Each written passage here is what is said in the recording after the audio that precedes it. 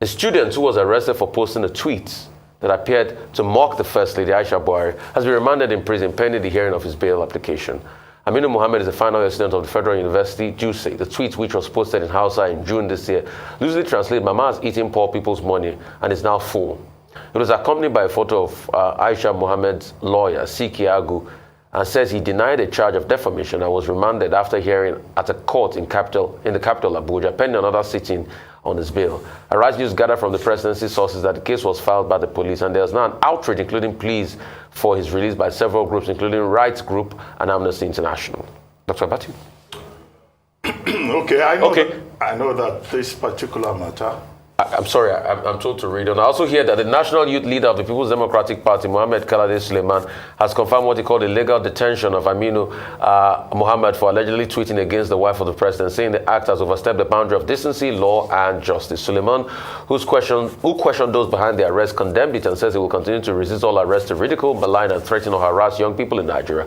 According to him, the All Progressive Congress-led administration should not forget that they clinched power on the goodwill of everyday Nigerians. So Suleiman is urging relevant security agencies to quickly intervene in their lawful detention and ensure that Aminu regains his freedom. Okay, Dr. Bati, over to you, sir. Well, on that last note by Suleiman, I mean, whether to grant a man bail or not is the discretion of the court. So, I mean, a commentator cannot say the court in exercising, its authority within its jurisdiction, must, just listen to, what the preferences of a partisan commentator in the matter. That's just simply it. So if there is an application for bail, the court can say, no, we're not granting this bail for so and so reason. And then they said, let the person be remanded in prison. It's for the lawyer to the defendant, to pursue it further and provide, reasonable causes why, the court should rule otherwise or reverse itself. Anyway, that's that about that. To deal with the issue, well, I mean, it's interesting and it's not surprising that the matter involving this gentleman, Aminu Mohammed, a student of environmental management at the Federal University, Duse, in Jigawa State, has generated a lot of interest. What he was alleged to have done was to have put out a tweet in which he said that Aisha Buhari, the wife of the president, has eaten poor people's money and is now full. And on the basis of that, he has been taken to court. The issue here at stake is defamation. Defamation is an offense under the laws of Nigeria. And what it means is that when you put out a statement that is considered false, that can ridicule a person, that can expose a person to contempt, that can damage a person's reputation, that can lower such person's reputation in the estimation of right-thinking members of a society. So it's personal. People have a right to defend their reputation. So if the First Lady has gone to court as plaintiff in this matter, then it is within her right. Whether she is the wife of the president or not is completely immaterial. But the court, in looking into it, will then determine whether the statement is true. Truth is a very strong defense in defamation.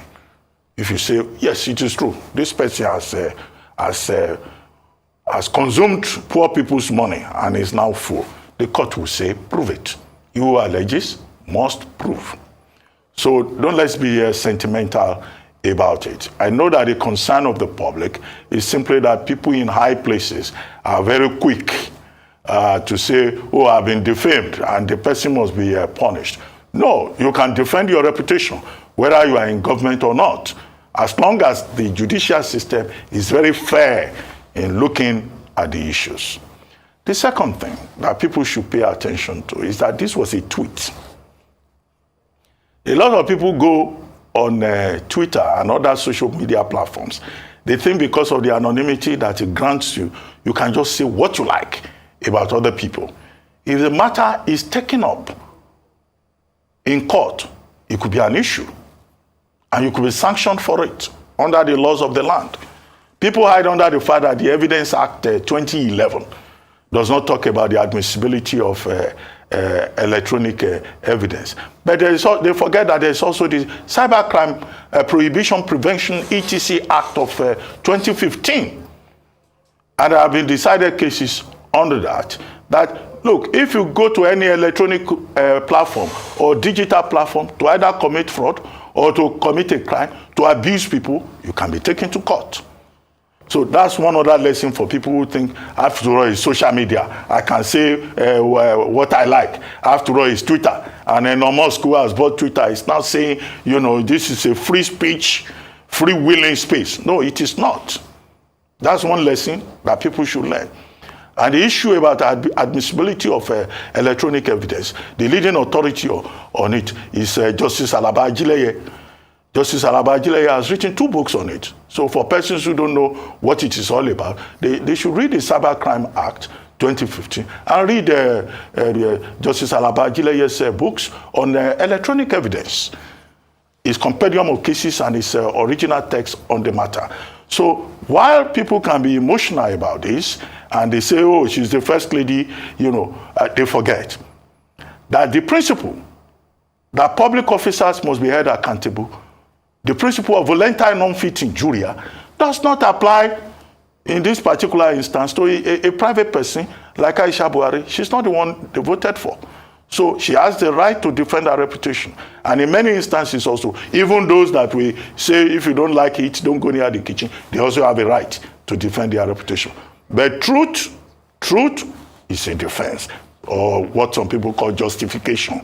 So the rights of the gentleman, Aminu Mohammed, must be respected. He must be, given his full rights under the law and to defend himself. And if he has the justification, I'm sure that the judge, will look at all of this. But I think, beyond emotions, there are also lessons that we can take away from this, even at this preliminary stage. Okay, you see, we need to be very careful. I'll say 3 things. I'll say more than 3 things anyway. At first, let's remember, power is transient. This cycle will soon go. February, March, new people will come on board. And let's be careful what we do. Secondly, let's investigate how Aminu was even arrested in the first place. How was he treated? Please, if at any point Aminu was assaulted or beaten, that should also be brought to bear. But let's investigate.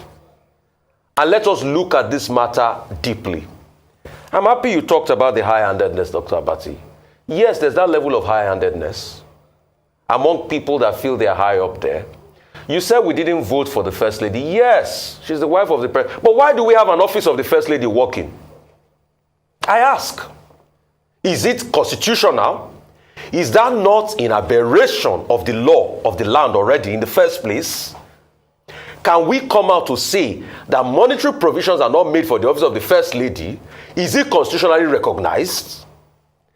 We talked about high-handedness. If the laws work in Nigeria, were we not talking about the IGP here yesterday? Wasn't he found guilty for contempt of court? Is he not supposed to be cooling off in jail by now? See, if we can't dish it, then we can't take it. And that's why we should be careful. So in all of this, let's also investigate the circumstances at which Aminu was arrested in the first place, whatever was done to him before he was taken to court. But like you said, the law is the law. He who alleges must prove. And this is also on people that go out there and make all sorts of allegations against people. If you have the facts, Aminu, you must prove. But if you don't have the facts, too bad. The law will come out hard on you. But also, in this space, once you're in the public space, you get abused every day. How many people do you want to take to task over abuse? How many people do you want to take to task over abuse? But the most important thing is, please, let's respect everybody. Power is transient. this country is a blessed country. It's just for a time. It will never be like that forever. But the law must take its course. And for all of you that go to malign people on social media, be careful. Let this Aminu case be a watchword. Because I hear Aminu wants to write exams. I thought, as a student, we'll have more concerned about that and all of that. Then all of this happened. But also in totality, let's investigate all what happened across the value chain. And let peace and justice reign in this country. I repeat, power is transient.